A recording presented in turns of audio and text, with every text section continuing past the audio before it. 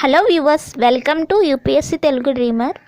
Viewers, మనం ఈ వీడియోలో IAS prelims exam 2019 previous year paper ఉంది కదా, ఆ పేపర్కి సంబంధించిన జనరల్ స్టడీస్ పేపర్ 1ని ఈ వీడియోలో మనం డిస్కస్ చేద్దాం. ఆ పేపర్కి సంబంధించిన first question, with reference to Asian infrastructure investment bank AIIB consider the following statement. మనకి ఇక్కడ ఫస్ట్ క్వశ్చన్గా Asian infrastructure investment bank AIIB ఉంది కదా, దానికి సంబంధించి మనకి లాస్ట్ ఇయర్ 2019 ప్రీవియస్ ఇయర్ పేపర్లో కరెంట్ అఫైర్స్కి సంబంధించి క్వశ్చన్ అడిగారు. అయితే ఇక్కడ AIIB బ్యాంక్కి సంబంధించి కింద మనకి కొన్ని ఆప్షన్స్ ఇచ్చారనమాట. వాటికి సంబంధించి ఆ స్టేట్మెంట్స్కి సంబంధించి మనకి కరెక్ట్ ఆన్సర్ ఏంటి అనేది చూస్ చేయమంటున్నారు. ఫస్ట్ స్టేట్మెంట్ వచ్చేసరికి AIIB has more than 80 members of nations. AIIBకి 80 కన్నా ఎక్కువ నేషన్స్ ఉన్నాయని అంటున్నారు. Second statement, India is the largest share holder in AIIB. AIIB బ్యాంక్లో ఇండియా అనేది లార్జెస్ట్ షేర్ హోల్డర్గా ఉంది అంటున్నారు. థర్డ్ స్టేట్మెంట్ వచ్చేసరికి AIIB does not have any members from outside Asia.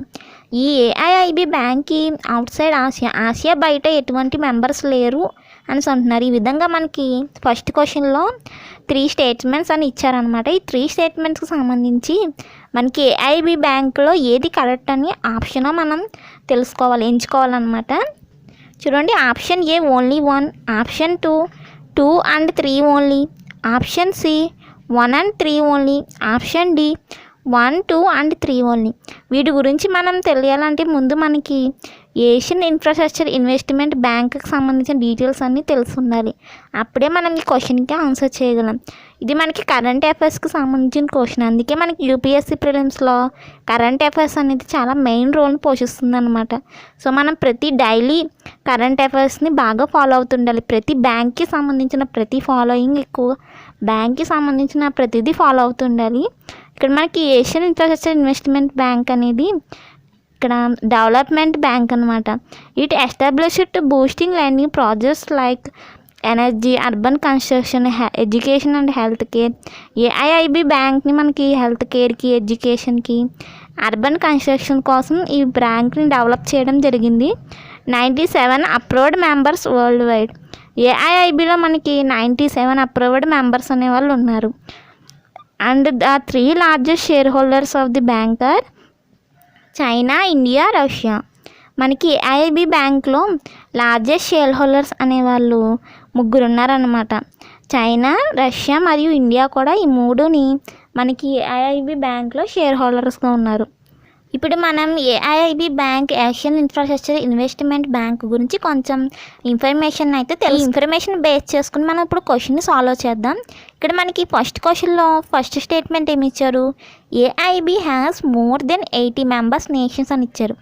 AIIB బ్యాంక్కి మనకి 80 కంటే ఎక్కువగా మెంబర్స్ నేషన్స్ ఉన్నాయి అని ఇచ్చారు కదా, ఇది రైట్ మాట. ఇదే కరెక్ట్ ఆన్సర్. ఎందుకంటే మనకి ఇక్కడ చూడండి, ఇక్కడ మనకి AIIB ఇన్ఫర్మేషన్లో మనకి 97 approved members of world wide అని ఇచ్చారు. అంటే ఇక్కడ మనకి 80 కన్నా ఎక్కువ ఉన్నాయి. అంటే ఇక్కడ 97 ఉన్నాయన్నమాట మెంబర్షిప్స్ అనేవి వరల్డ్ వైడ్గా, ప్రపంచవ్యాప్తంగా.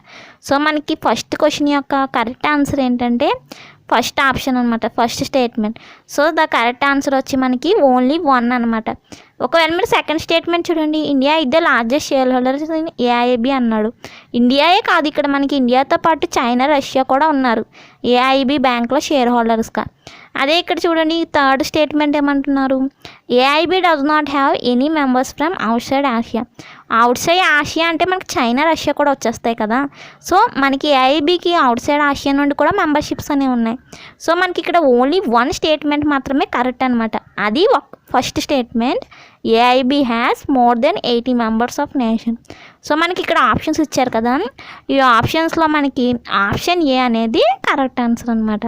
ఇప్పుడు మనం సెకండ్ క్వశ్చన్ని డిస్కస్ చేద్దాం. సెకండ్ క్వశ్చన్ ఏంటంటే what was the purpose of inter creditor agreement signed by the Indian banks and financial institution రీసెంట్గా ఇంటర్ క్రెడిటర్ అగ్రిమెంట్ అనేది ఐసీఏ అనేది సైన్ చేయడం జరిగిందనమాట మన ఇండియన్ బ్యాంక్స్. అయితే దాని పర్పస్ ఏంటని అడుగుతున్నారు. ఆప్షన్ ఏమంటున్నారంటే to lessen the government of Indians financial burden of financial deficient and current affairs deficiencies. Indian government యొక్క ఫైనాన్షియల్ బర్డెన్ కోసం ఈ అగ్రిమెంట్ సైన్ చేశారు అంటున్నారు. ఆప్షన్ బి ఏమంటున్నారంటే to support the infrastructure projects of central and state governments. Option B ఏమంటున్నారంటే మనకి infrastructure projects ఉంటాయి కదా, projects central level state government లెవెల్స్లో ఉండే ప్రాజెక్ట్స్ని సపోర్ట్ చేయడానికి ఇంటర్ క్రెడిటర్ అగ్రిమెంట్ అనేది సైన్ చేశారు అంటున్నారు. ఆప్షన్ సి ఏమంటున్నారంటే to act as independent regulator to the case of application for the loans of 50 crores or more.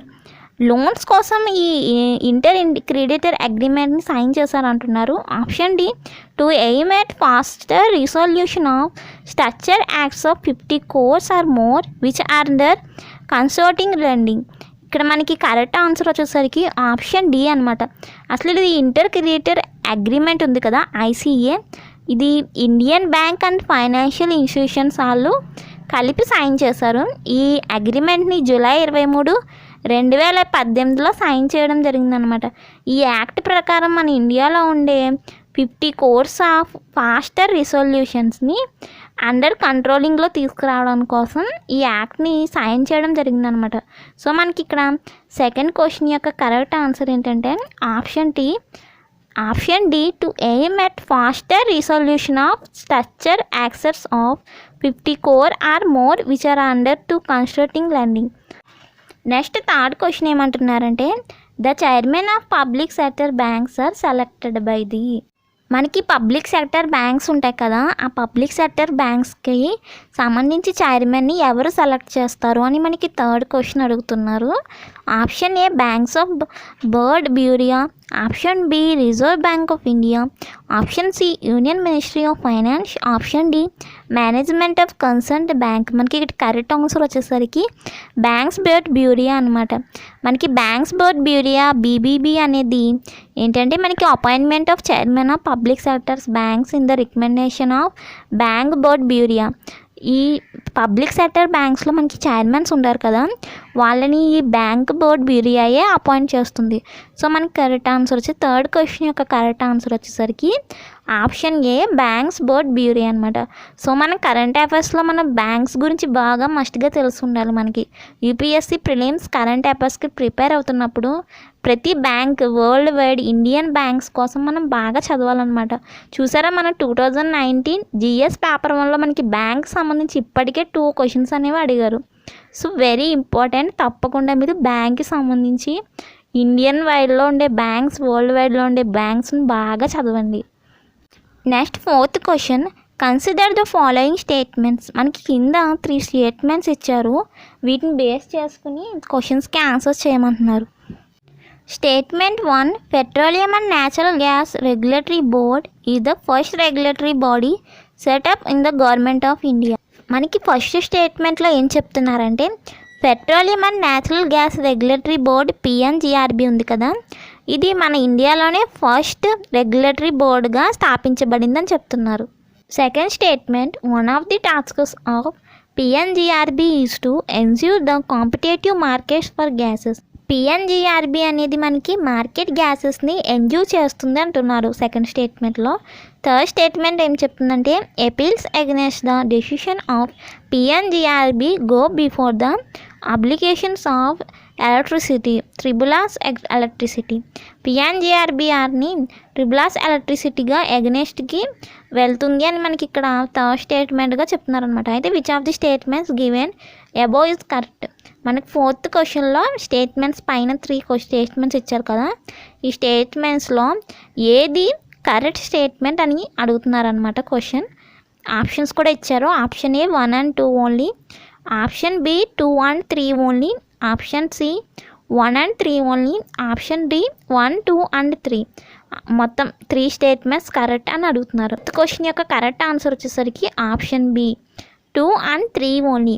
మనకి పిఎన్జిఆర్బికి సంబంధించి మనకి సెకండ్ స్టేట్మెంట్ మరియు థర్డ్ స్టేట్మెంట్ అనేది కరెక్ట్ అనమాట.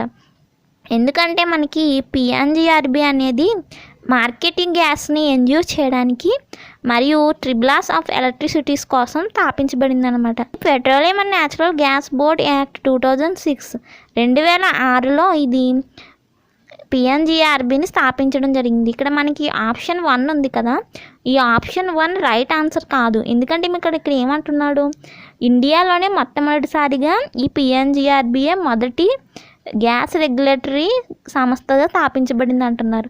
ఈ విధంగా మనకి పిఎన్జిఆర్బి అనేది మన ఇండియాలోనే మొదటి గ్యాస్ రెగ్యులేటరీ సంస్థ కాదు, దీనికన్నా ముందు మనకి చాలా గ్యాస్ రెగ్యులేటరీ సంస్థలు అనేవి వచ్చాయి. సో 4th క్వశ్చన్ యొక్క కరెక్ట్ ఆన్సర్ ఏంటంటే option B. 5th question, with reference to communication technologies what are the difference between LET let long term evolution and voice over long term evolution. మనకి let long term evolution మరియు VoLTE voice over long term ఇవాల్యూషన్స్కి సంబంధించి వాటి రెండిటి మధ్య difference అంటే భేదం ఏమిటి అని మనకి 5th క్వశ్చన్గా అడిగారు అనమాట. ఈ 5th క్వశ్చన్ యొక్క కరెక్ట్ ఆన్సర్ ఏంటంటే ఆప్షన్ డి, నైదర్ 1 ఆర్ నార్ 2. ఇక్కడ మనకి స్టేట్మెంట్స్ కూడా ఇచ్చారు. ఫస్ట్ స్టేట్మెంట్ ఏమంటున్నారంటే LTE is commonly market has 3G and volt is commonly market has advanced 2G. మనకి లెట్ అనేది కామన్గా 3Gగా మార్కెట్లో ఉంది, వోల్ట్ అనేది 3G అడ్వాన్స్డ్ మార్కెట్లో ఉంది అంటున్నారు. సెకండ్ స్టేట్మెంట్లో మనకి లెట్ అనేది LTE లెట్ అనేది డేటా టెక్నాలజీ అని, వోల్ట్ అనేది వాయిస్ టెక్నాలజీ అని అంటున్నారు. మనకి ఇక్కడ కరెక్ట్ ఆన్సర్ ఏంటంటే ఆప్షన్ డి అనమాట. నైదర్ 1 ఆర్ నాట్ 2 అవుతే ఒక స్టేట్మెంట్ కరెక్ట్, లేకపోతే రెండవ స్టేట్మెంట్ కరెక్ట్ అనమాట. రెండిట్లో ఏ స్టేట్మెంట్ అయినా కరెక్ట్ అవ్వచ్చు. ఎందుకంటే మనకి ఇప్పుడు లెట్ వోల్ట్ అనేవి 3Gలో ఉన్నాయి, అలాగే అడ్వాన్స్డ్ 4Gలో కూడా అవైలబుల్లో ఉన్నాయి ప్రజెంట్. అదేవిధంగా మనకి ఇక్కడ లెట్ అనేది డేటాలోనే లేదు, వాయిస్లో కూడా ఉందన్నమాట. అదేవిధంగా వోల్ట్ అనేది ఓన్లీ వాయిస్ టెక్నాలజీలోనే కాకుండా డేటా టెక్నాలజీలో కూడా ఉంది. ఈ విధంగా ఈ లెట్ వోల్ట్ అనేవి 3Gలోను మరియు డేటా వాయిస్లో కూడా టెక్నాలజీస్లో కూడా డెవలప్ అయి ఉన్నాయి. కాబట్టి మనకి ఇక్కడ 5th క్వశ్చన్ యొక్క కరెక్ట్ ఆన్సర్ ఏంటంటే నైదర్ 1 ఆర్ నార్ 2. ఈ విధంగా మనకి చాలా లాజికల్గా క్వశ్చన్స్ అనేవి అడుగుతారనమాట. సో మనం ప్రతిదీ టెక్నాలజీ గురించి కూడా మనం బాగా తెలుసుండాలి. ఈ లెట్ వోల్ట్ అనేవి మొబైల్ టెక్నాలజీకి సంబంధించినవి అనమాట.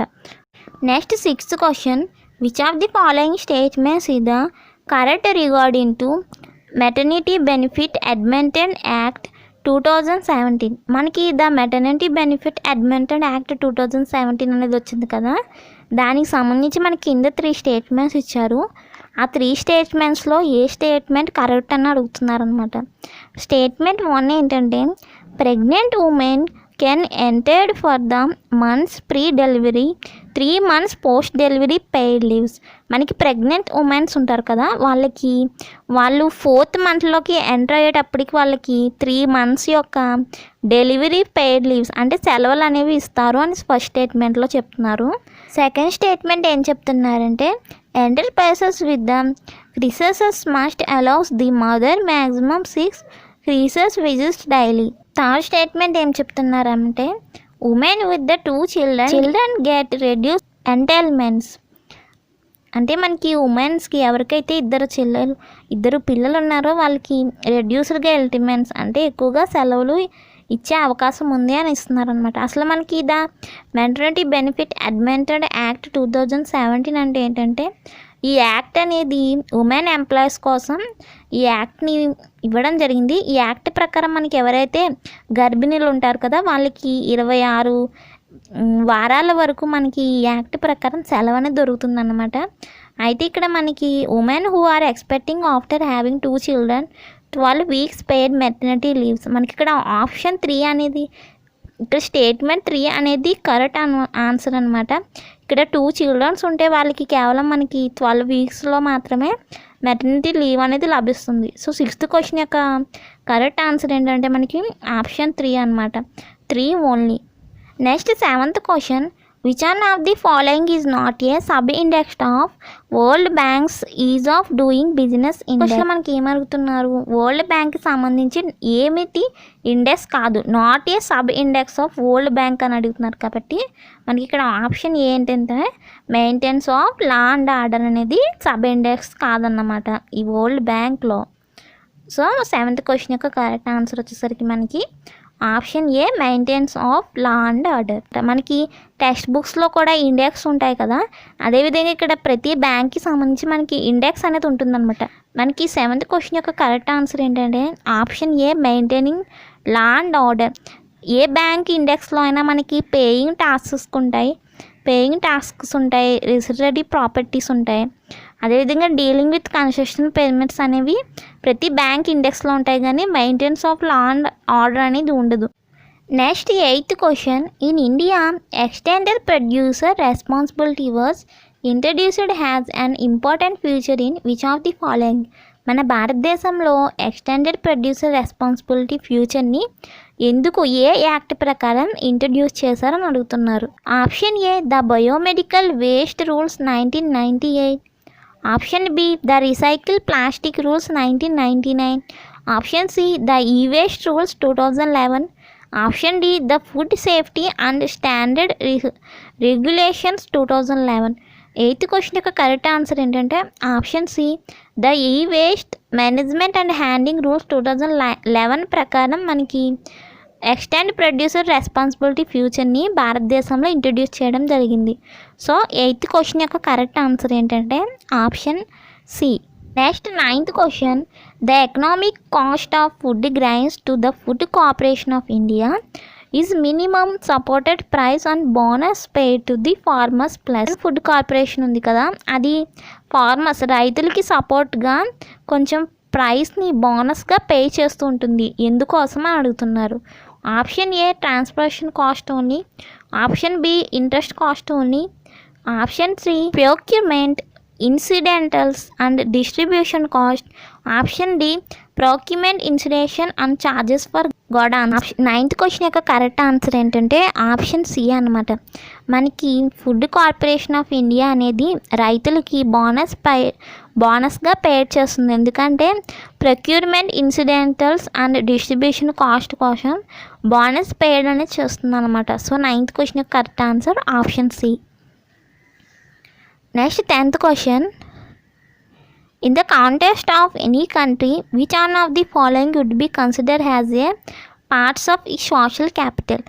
ఏ కంట్రీలో అయినా సరే మనకి ఏ పార్ట్ సోషల్ క్యాపిటల్గా కన్సిడర్ చేయబడుతుందని అడుగుతున్నారు.